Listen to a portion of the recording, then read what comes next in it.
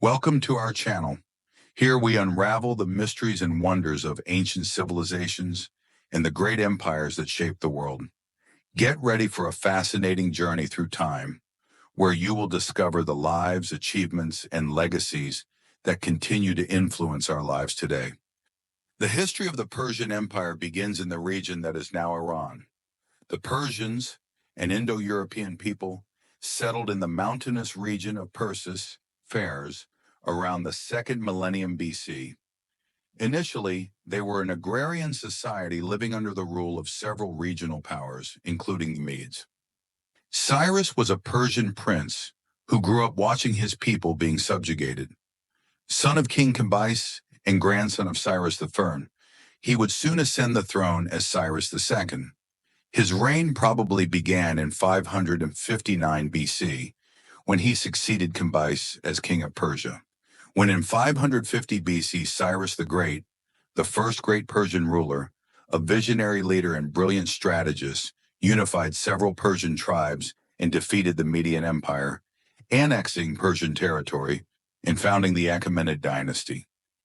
With independence, Cyrus began expanding his empire, conquering Lydia by defeating King Croesus in 547 BC, Babylon in 539 BC, parts of Central Asia that is modern-day Turkey, and territories east of Persia, which is part of India.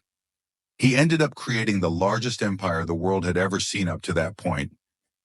Cyrus is often remembered for his respect for the customs and religions of conquered peoples, a trait that earned him the title of Father of Human Rights.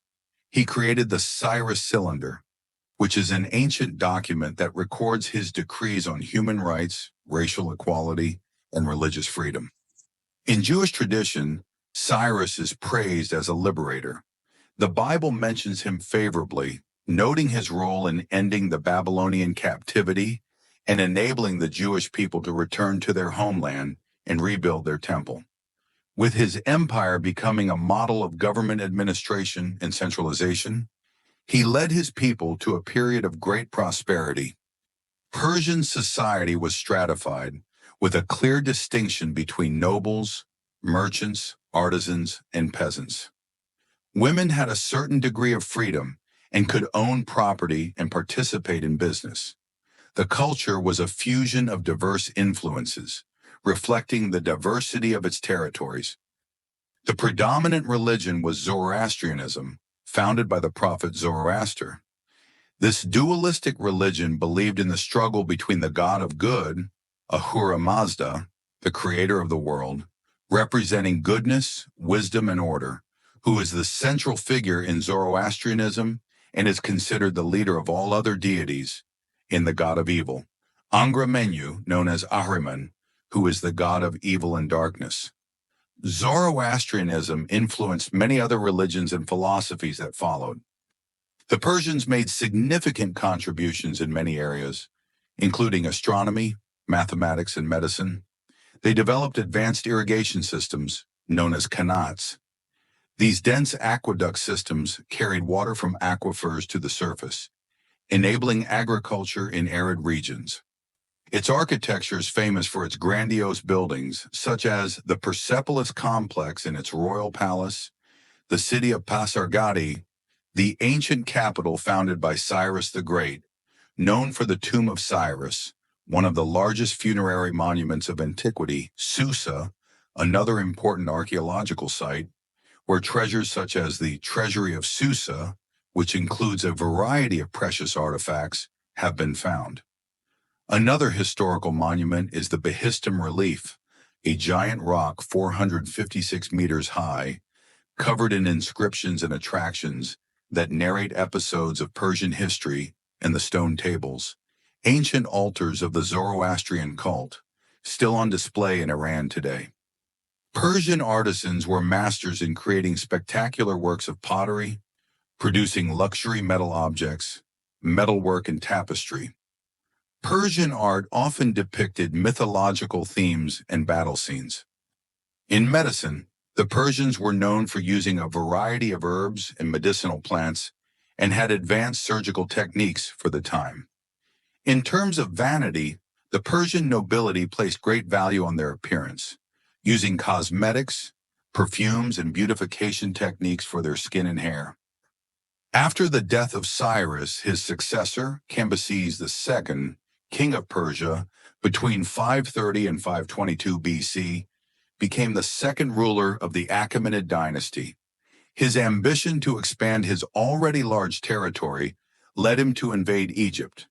He assembled a large army made up of soldiers from all the peoples of the empire, and in 525 BC, he defeated Pharaoh Psammetichus III at the Battle of Pelusium, conquering that country. In addition to Egyptian territory, Cambyses also annexed Nubia and Cyrenaica to his domains. After his death in 522 BC, without leaving any direct heirs, Darius I assumed the throne and continued the expansion, reaching Egypt and parts of Greece.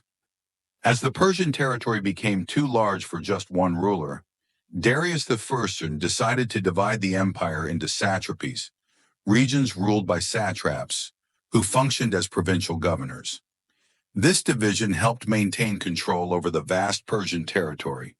During his reign, the economy of the Persian Empire was robust, based on agriculture, livestock, mining, and trade. Well-maintained roads and the minting of coins, such as the gold daric, facilitated trade and brought prosperity to the empire. King Darius I, seeing the need to transport his produce and facilitate access to the provinces, decided to build the Persian Royal Road in the 5th century BC. This road connected the cities of Susa and Sardis and was about 2,600 kilometers long, facilitating communication between the different parts of the Achaemenid Empire.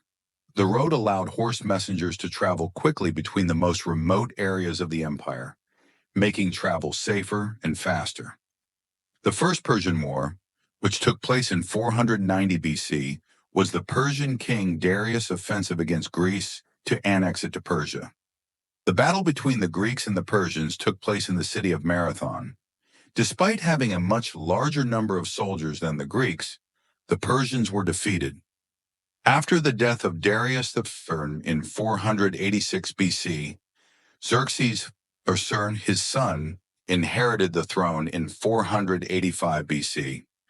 Despite not being the firstborn, he was nicknamed the Great. He ruled Persia between 485 BC and 465 BC. During his reign, he decided to avenge the defeat suffered by his father during the First Persian War. He gathered his army and set out to fight the Greeks in the Battle of Thermopylae in 480 BC. This battle became famous for the heroism of the 300 Spartans. At the Battle of Salamis, Greeks and Persians clashed again, with the Greeks once again emerging victorious. Following their defeats, the Persians signed the Treaty of Susa, recognizing Greek rule over Asia Minor and promising never to invade Greek territory again. The Greek naval victory at Salamis in 480 BC was decisive in the Persian defeat. These clashes shaped Greek identity and marked the decline of Persian expansion in Europe. The decline of the Persian Empire began with the invasion of Alexander the Great in 334 BCE. After the death of Darius III, the empire was fragmented and incorporated into Alexander's vast empire. Alexander's conquest did not mean the immediate end of Persian culture. In fact, he adopted many Persian administrative practices and married a Persian princess, Roxana. After his death, Alexander's generals divided his empire, with Seleucus taking control of Persia, giving rise to the Seleucid dynasty. Despite its decline, the legacy of Persian civilization endures to this day. Its contributions to administration, culture, and science influenced many later civilizations and left an indelible mark on world history. Thank you for watching the channel. I hope you enjoyed exploring the rich history of the Persian Empire with us.